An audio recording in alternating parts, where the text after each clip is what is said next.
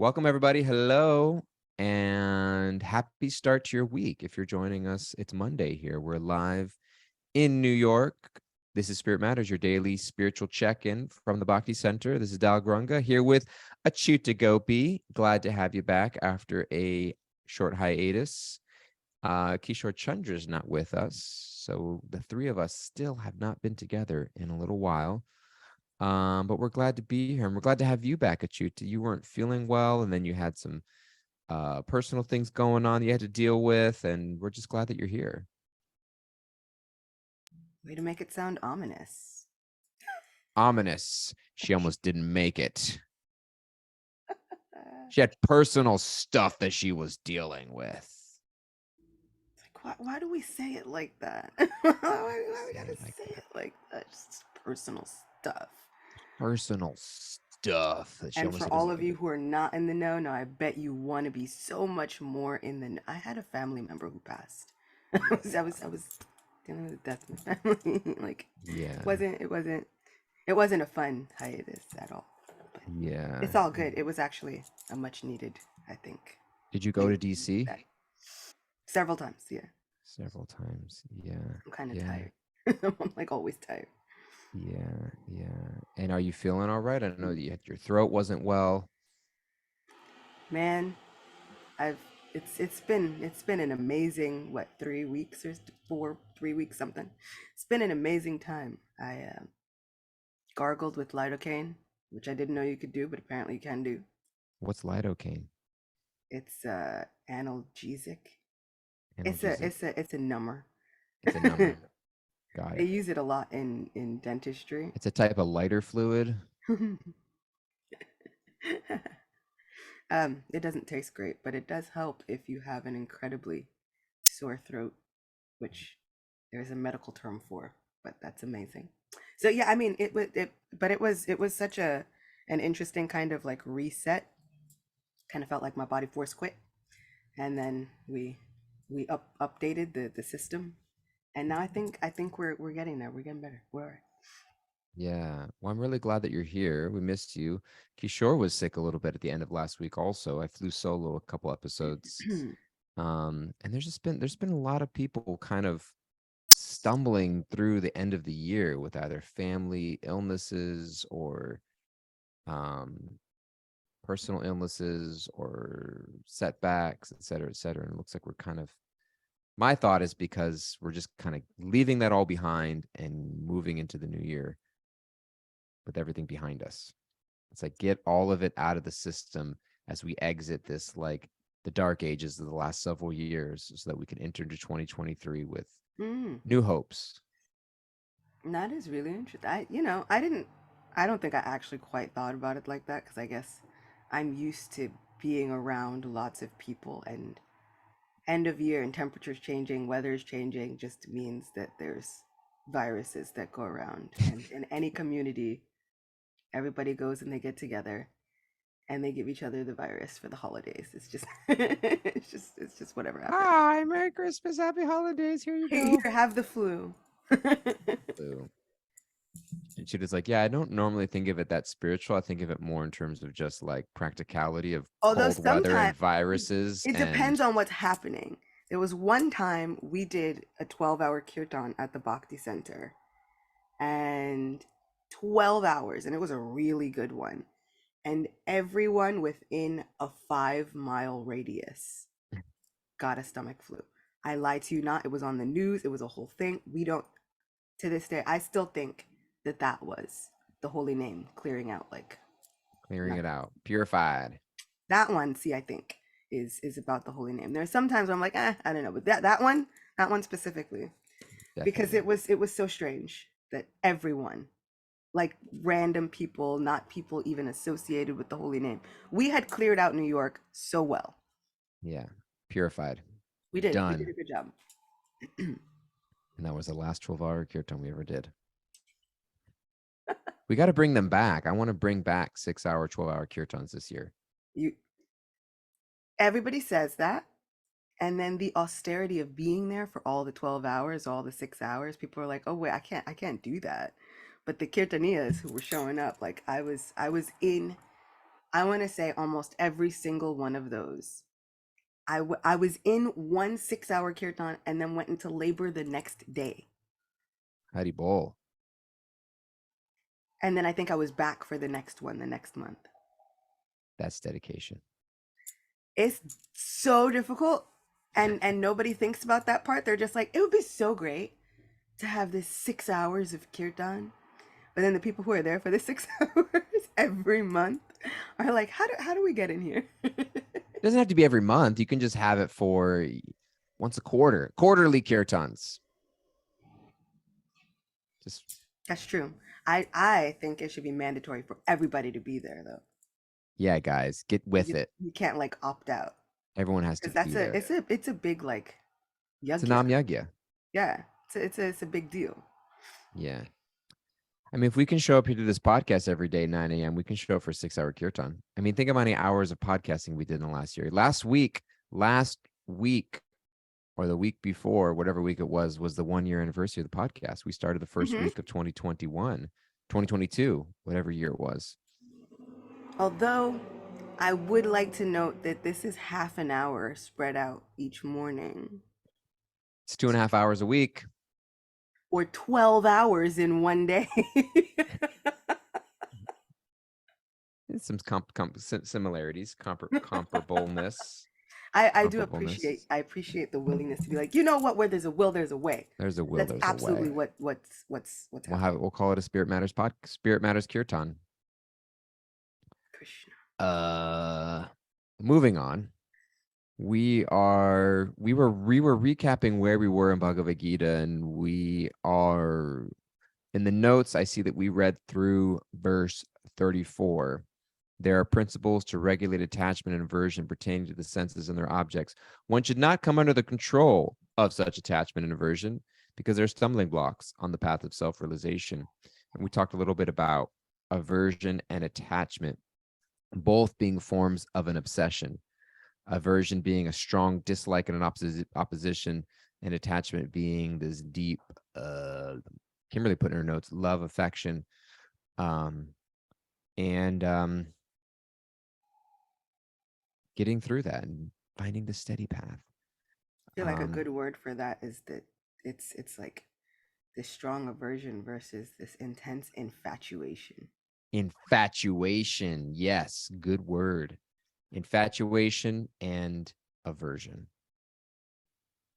So that's where we left off. And then the next verse, 35, is one of two verses that Krishna repeats twice in the Gita. And I think that this attachment and aversion go really well together in this context where Krishna says, it is far better, this cough, it is far better to discharge one's prescribed duties, even though faultily, than another's duty perfectly. Destruction in the course of performing one's own duty is better than engaging in another's duties, for to follow another's path is dangerous.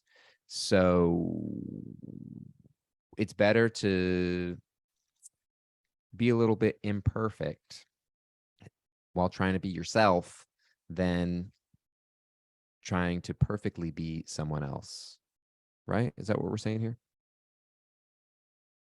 Yep. And how does that relate to attachment and aversion? I think there's a lot there. People get attached to who they are. Sometimes they get attached to not being who they are. Because sometimes, and we've gone over this a lot on this podcast, you know, like what if it is just my nature to be a jerk? And it's like, no.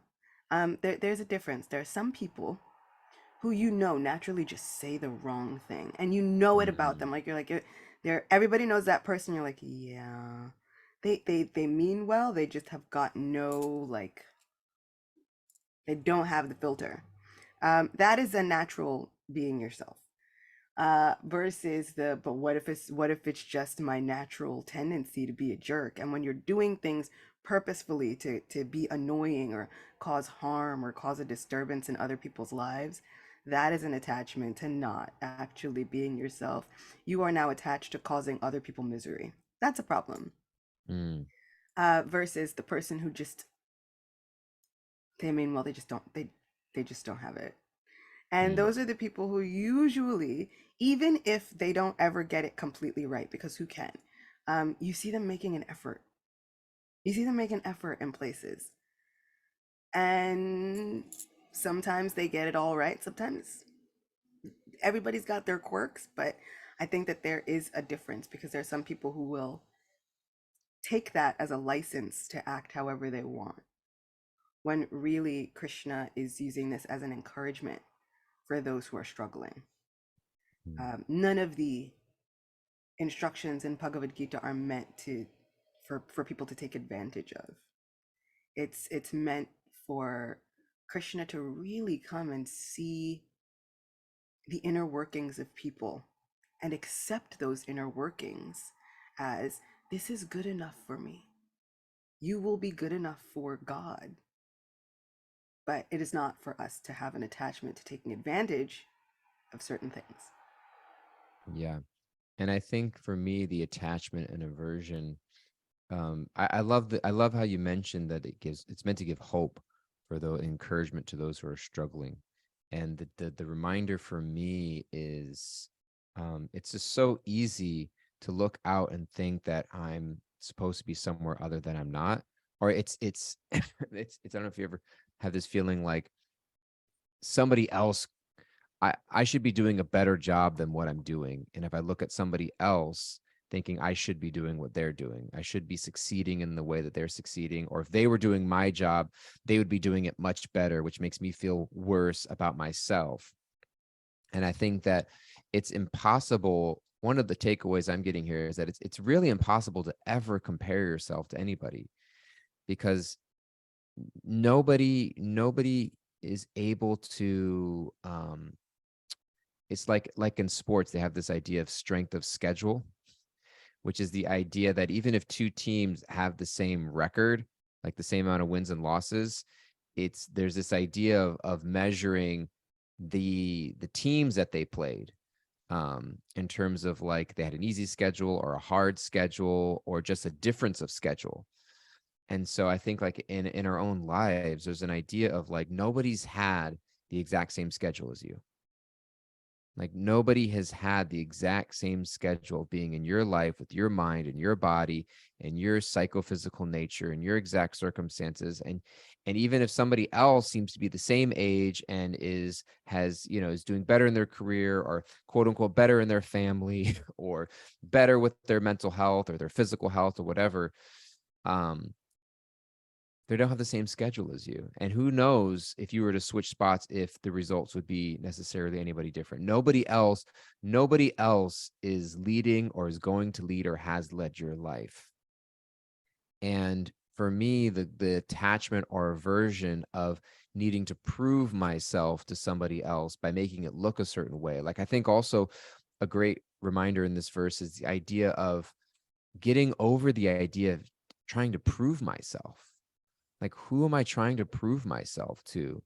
And we live in such a prove yourself culture, with social media or with just like YouTube culture, or like instant celebrity culture.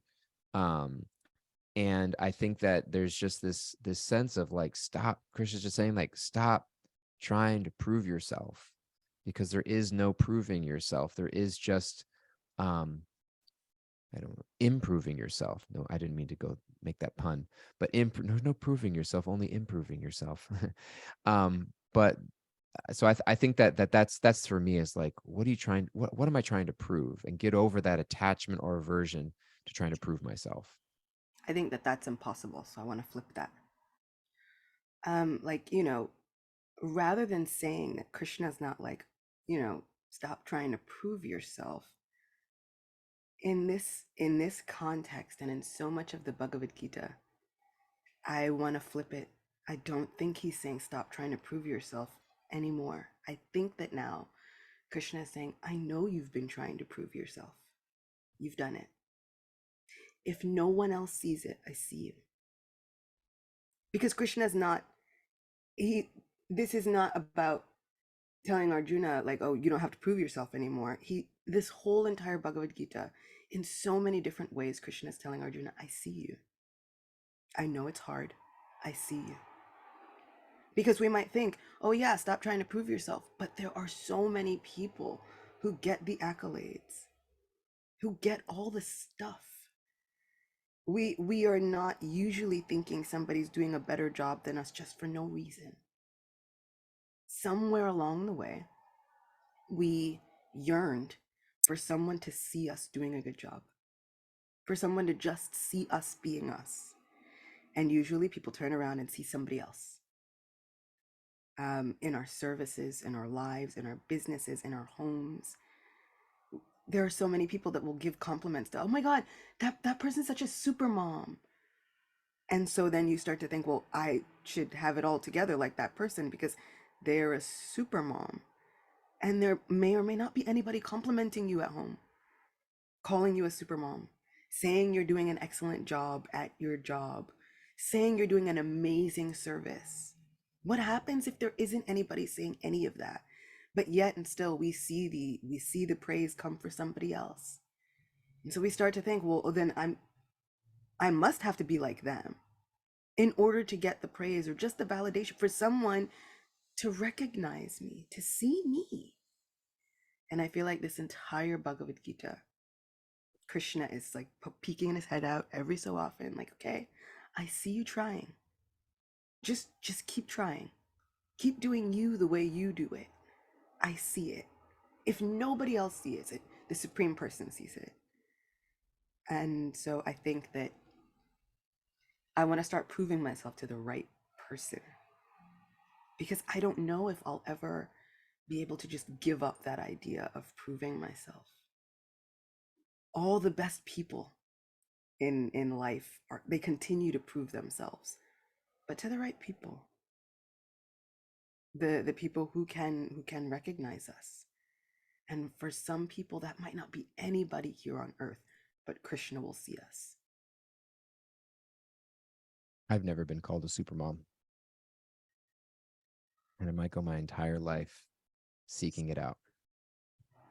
But I love that addition or extension of the point, and I think, yeah, Krishna's saying, stop trying to prove yourself to the wrong people, or stop trying to prove yourself, as you mentioned, like, who am I trying to prove myself to?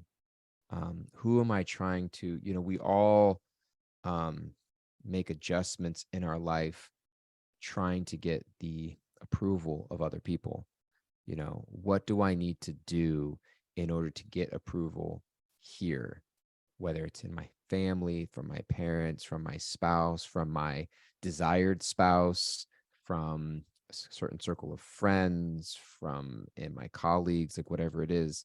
It's like, what do I need to do? How do I need to adjust? How do I need to make myself in order in order to get a certain approval? And Krishna's saying, give up the attachment or aversion to that approval from that place. I do believe that there's we are inbuilt for belonging. We are inbuilt to feel a need and to feel acceptance and to feel like our love is accepted somewhere, and that there's somebody who sees us, and there's somebody who yearns for us, and somebody that is bringing us closer, and there's somebody that sees us. Definitely. You can't um even get initiated in a spiritual community without getting an approval from a mentor or recommendation from some authority. So I feel like it's such a, it's almost like setting somebody up for a trap to be like, you know what, you shouldn't have to look for approval anymore. And then we're going to turn right around and tell you, in order to progress in this spiritual community, you've got to gain our approval. mm, The system is rigged. mm. In that regard, we are going to have to mold ourselves and do these things. It's like impossible. It's such a tangled web. And that's why I feel like it's so comforting when Krishna says, it's okay. It's okay. Even if the spiritual authorities don't see you, I still see you. Mm. Arjuna is facing every authority he's ever known: spiritual, military, emotional, familial. Every single authority is on the other side. He's feeling like he's got nothing. Who is there that's going to actually validate when I kill all the people I'm looking for validation from. Krishna's like, I'm still here and I see you. We've got this. It is such a big ask. These instructions in Bhagavad Gita are big, big asks, every single one of them, because it's hard, because the system is rigged a certain way.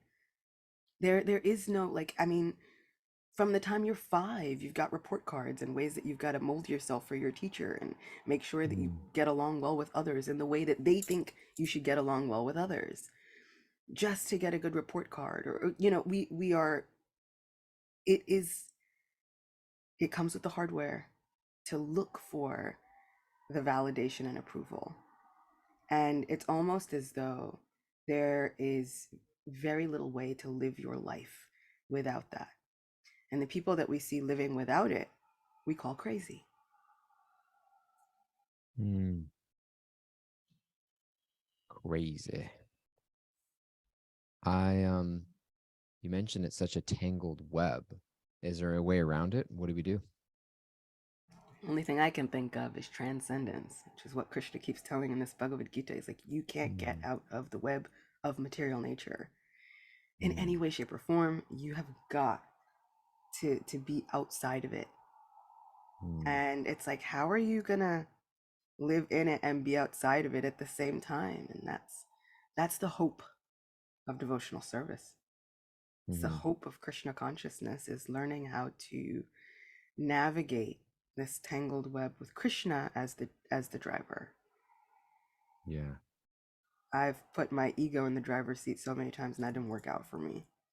I even tried to put my intelligence in the driver's seat and that wasn't always working out for me. But if Krishna's in the driver's seat, even when he makes those big asks, because he will make them, at least I'll feel like I'm okay, I'm protected, I'm sheltered, I'm covered, Mm. rather than just trying to navigate it on my own, because it doesn't work. Yeah. Beautiful.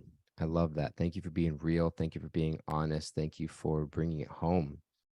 I would love to hear Kimberly's takeaways, and then we can have our closing words. Kimberly's in Florida now. You know that? Look at the sunshine. She's not under a blanket on the West Coast at 6 a.m. She's in the sunshine on the porch, sipping her morning coffee. Already had breakfast. Eating my Florida fruits. Florida fruits. Yep. Okay. Thank you, Achitan Dayal. Today we're taking it away that no one has the exact same schedule as us. So it's better to be imperfect, doing us, rather than perfectly trying to be someone else. And we can continue improving and then proving ourselves to the right people. Krishna sees and recognizes us. So let's keep trying. Thank you. Beautiful. Thank you. Got a closing word, Achyuta?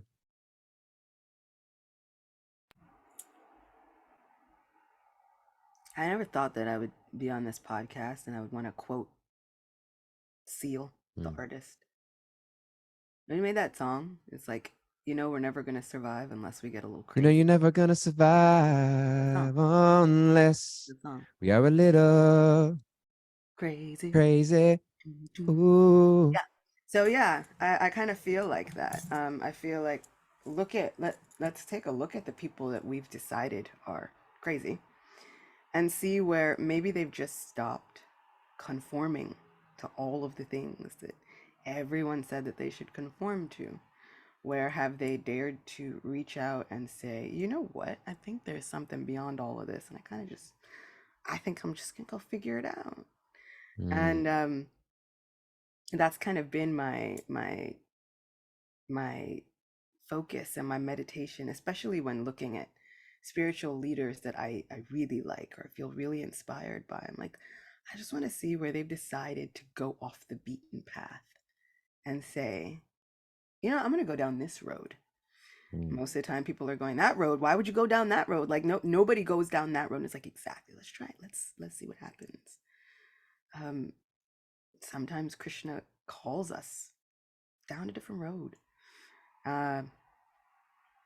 So yeah, my one of my New Year's meditations. I don't know if I want to call it a resolution, but I just want to stop being like everybody else so much. Mm. I kind of like my quirks. I want to I want to see how those lead me deeper into my Krishna consciousness. Yeah, I think people would appreciate that more of you. I'm taking away what you're sharing about Krishna sort of just saying, I got you. I see you. I think in all of the fears of failures or being behind or messing up or whatever it might look like is just the sense of, you know what? Even if the world doesn't see you, I see you and I got you and I'm here with you. And that just regular reminder is everything. So thank you for bringing that to the forefront. And thank you, everybody, for being here with us. We love you and we're so, so grateful for you. Um, and we're just glad that you're here, part of this little Spirit Matters family. We will be back tomorrow, same time, same place. Until then, be well and take care. And we look forward to seeing you then. Bye bye.